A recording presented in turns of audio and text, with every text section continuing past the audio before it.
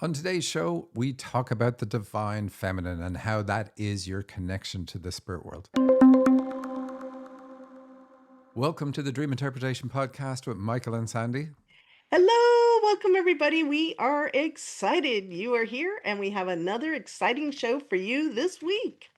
Well, Sandy, should we just dive in with dreams? Yeah, let's do that. And we'll talk about the exciting things coming up at the end. Alrighty, our first dream is titled Deep Sea Fishing, and it's from Robert. My twin, the woman, and I are on this fishing boat out in the South China Sea. She was deep sea fishing and she hooks a lunker. The rod is just bent down and she's reeling it in. I look into the water and see she's bringing up a large, bright rainbow object to the surface. What is it? Oh my God! She brought the Overmind to the surface. She's connected to the Overmind. This huge rainbow brain, the size of a car, is hanging out of the water, hooked to her line. Her transmissions will come down now. They will shower her with love. She will get the information she desires. 28 days to glory. She'll be a new woman. She'll be your divine counterpart. Okay, Michael, that is quite the strangest dreams. Let's hear what's going on. So it's very straightforward. So the sea in a dream represents the spirit world. And so being out in a fishing boat is like accessing your spirituality. And then casting into the sea to go deep is like going deep into your spiritual core, let's say your spiritual aspects, to see what's there. And who's doing it? It's a woman who's doing it. So the dream is saying that your feminine side is going to allow you access a deep spiritual connection, let's say. So now you can ask me more questions. But that's ultimately Okay, really what the dream is about. The dreamer's feminine energy raising the game. very cool. Okay, so South China. So what's up with the China Sea? So it's almost always positive, even though it is about this cultural difference. And here with the South China Sea, so we know it's still positive because it's the sea, and South is connection with the heart, North is the head. So it's the feminine through the heart. Oh, wow, that's beautiful. Okay. And then she's bringing up a large, bright rainbow object. And then we'll get to that next.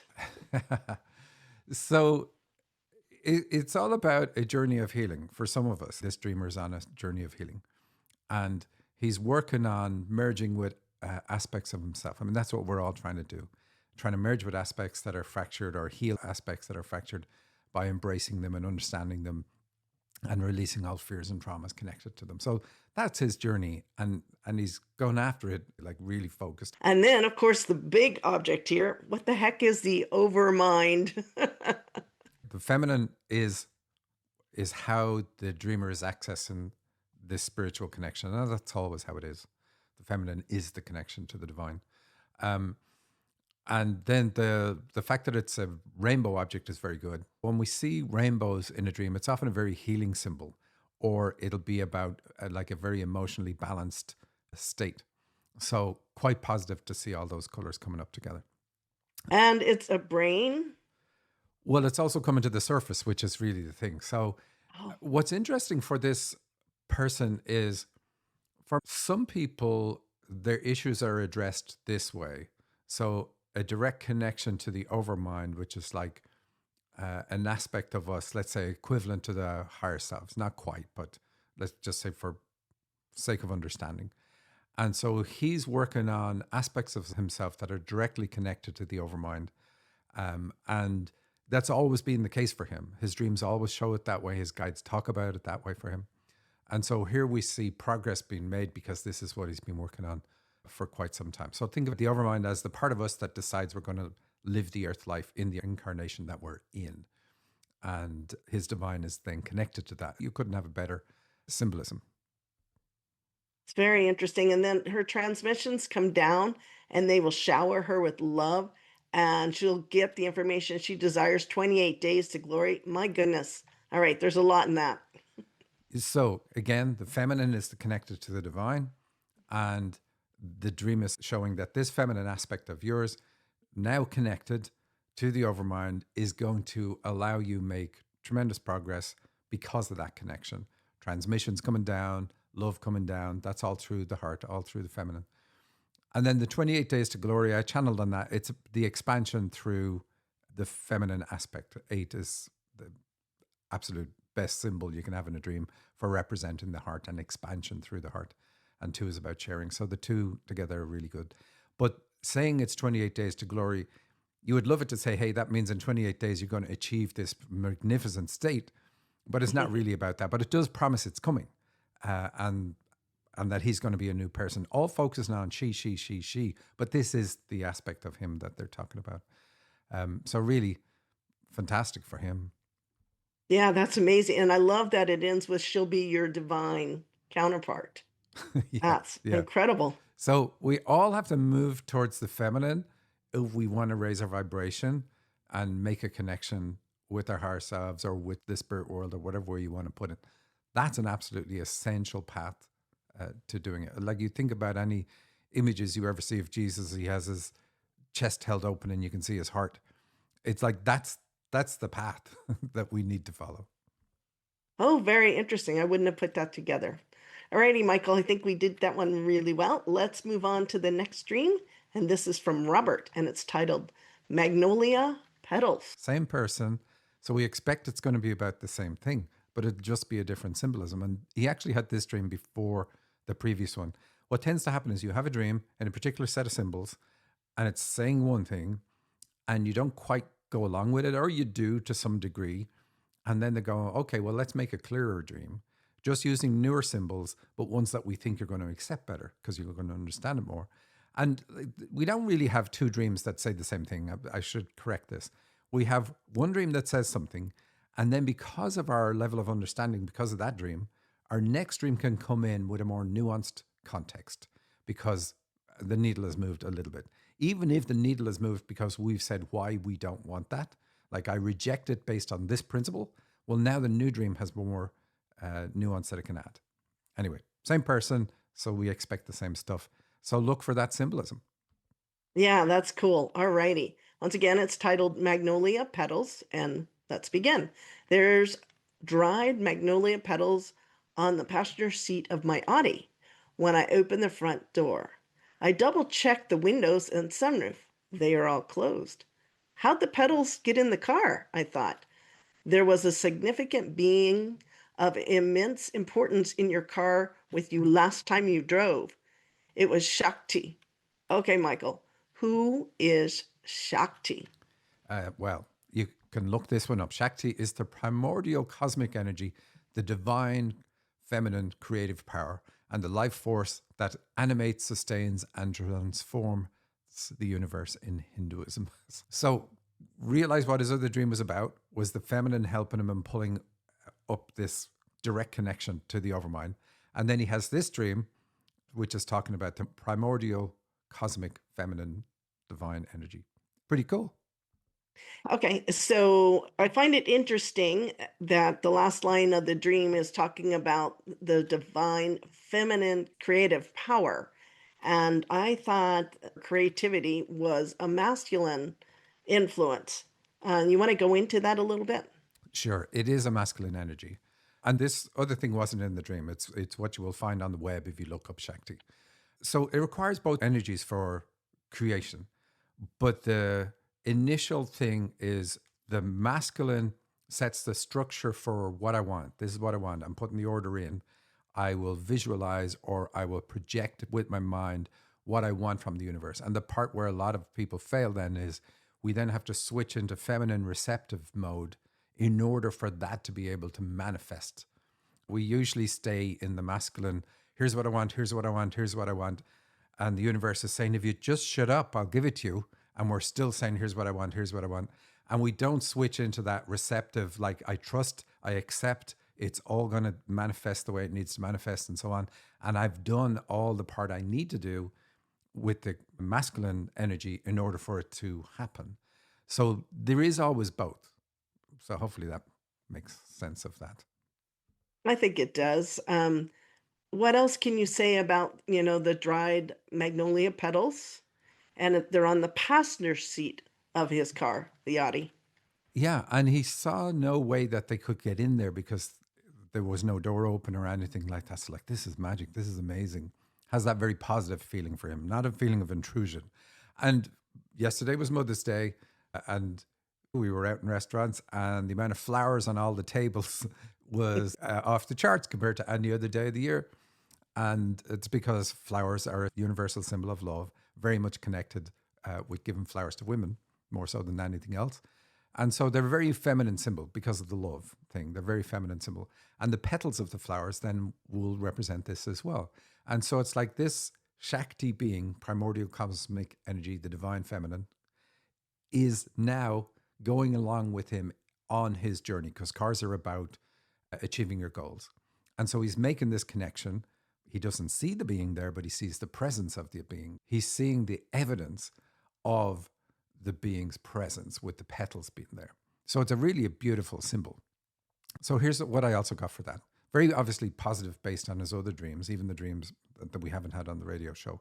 But the feminine energy pushed up into the logical mind, with the logical mind being masculine, opens it and it allows the logical mind to perceive higher Shakti energy. That's the way they described it to me. And they wanted him to acknowledge and accept that she is there with him on both levels, like at a higher level, not just the physical, but she's here with him in the physical form and with him, say, up at his higher self level. But they said, and they were very emphatic about this, that the direction of this energy is controlled at the higher levels. You don't control it down here. So he's been helped from that level. He's been helped with expression. And really, ultimately, it's a feminine force with a lot of backing. Uninhibited, balanced feminine expression leads to good places. It's always going to lead to good places, because it's not intrusive. It's not clobbering other people. It allows for acceptance of yourself and others, and all that is all part of feminine energy. So if you can get into that state and not restrict it like most of us do, like I was saying at the start, we ask for something, but then we never switch into the feminine. It's always going to lead to good places. So a very positive dream for him. I find it very interesting that this also works in channeling. With channeling, it takes both energies, doesn't it? It's like a trance channel. They ask the question and they will never get the answer unless they allow themselves to be quiet and receive. Do you want to comment on that? Because that seems to fit in here perfectly. It does. It requires both energies, regardless of which way you channel. It requires both energies. We understand it with our logical mind. That's the masculine. But the logical mind can't get the answers. So we have to turn the logical mind towards the feminine, which is the connection with the divine. And so channeling requires that balanced, connected state where you've not suppressed, but you're letting the logical mind idle while the feminine works to make the connection and pull in the answers. And then you can understand and quiz it with the logical mind and so on. And it's one of the things, like there's three pillars when I'm watching somebody learn to channel. There's three pillars I watch for. I watch the ground, I watch their connection. And then the third pillar is, are they in their own head? Because if they're in their own head, then they're too masculine to make a connection and they're not going to hear the answer. It's like if you ever ask somebody a question, if you don't get into that receptive, passive state of hearing and listening, you're not going to hear their answer. If you're thinking about the next question you want to ask them, or you think about something else that crossed your mind, you can suddenly be going, oh my God, I don't even remember this person's name and they just gave it to me. So it's like that last piece is one of the three cornerstones that is required for channeling, to have your mind in that open state as if you had just asked a question and you're waiting for a reply. Yeah, that is incredible. So, how is he going to see the aspects of this in his life? Will he be able to get answers faster? What is he going to be able to channel faster? What is the signs that he could look for to help him see the balance of both sides? So it's always a faster route, but that's probably not the way to think about it. It's the feminine energy gives us signal. We have a signal to noise ratio in our life. And most of us, it's far more noise than signal. Like signal is the things that we need to work on in our lives, the important things. And noise would be distractions, comforts, fears, illusions of things that we think are permanent and fixed, and so on.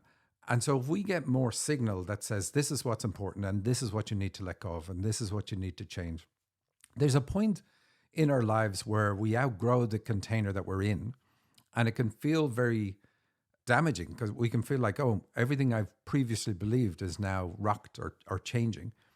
Um, Mhm.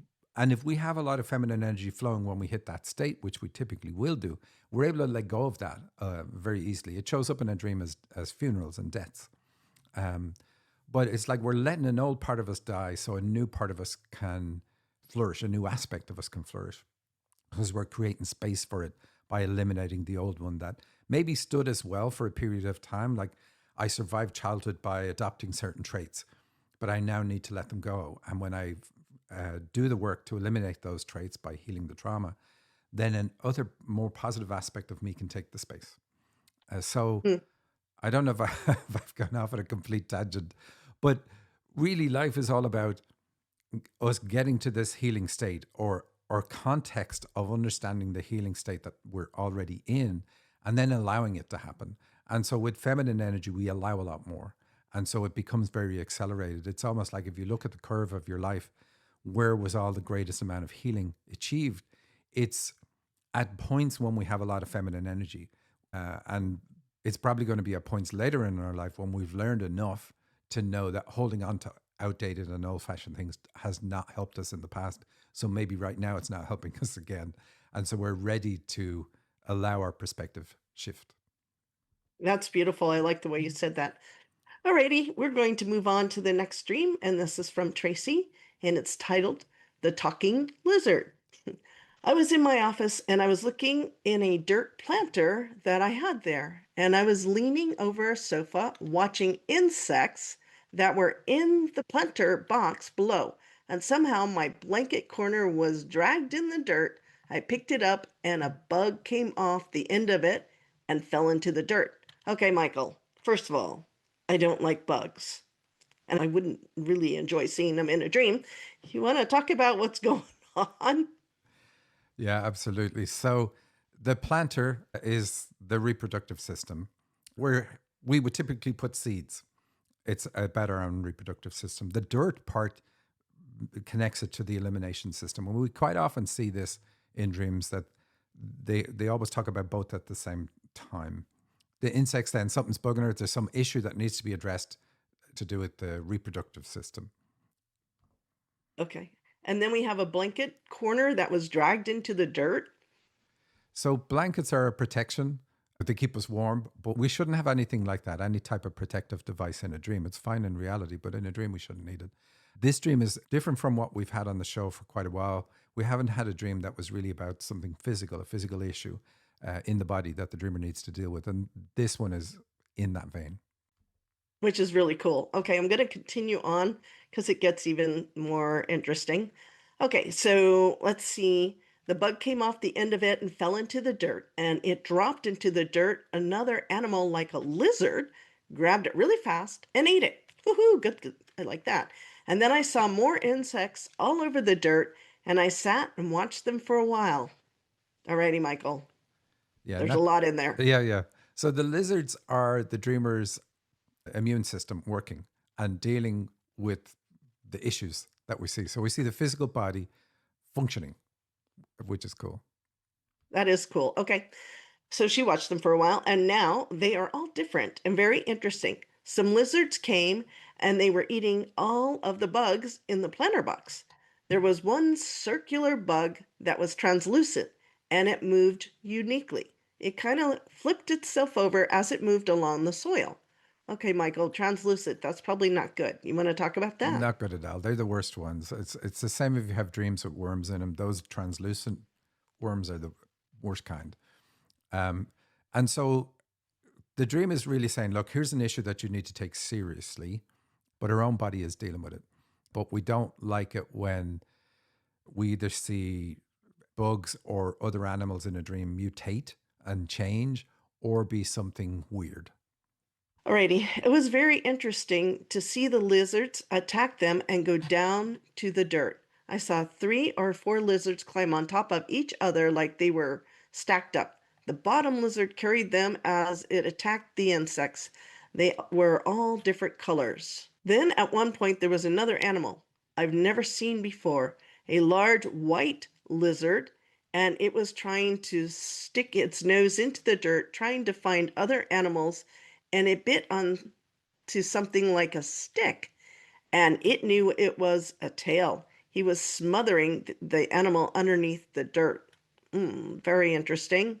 You want to give us some information on that? Yeah, so this is good. This is like the body has discovered something deep that it's really going after, and even after this point, the lizard starts talking.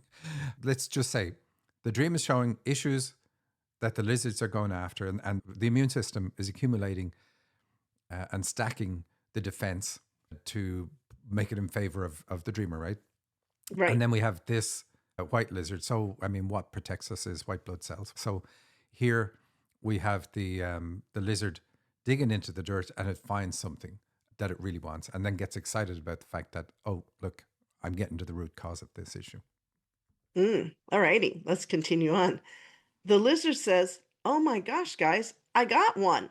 I got one. It's a big one." To the other lizards there in their dirt with him, I think he caught a mouse. Okay, Michael, let's stop there. I'm getting chills. Yeah, so What's we don't going like on? mice and dreams, especially a dream like this. Mice and rats are a symbol for cancer. Now, it's a warning of cancer, so you don't ever have a dream like this and panic and go, oh my God, I've got it. Doesn't mean that at all. Our dreams warn us years and years and years in advance of developing an issue so that we can do something about it.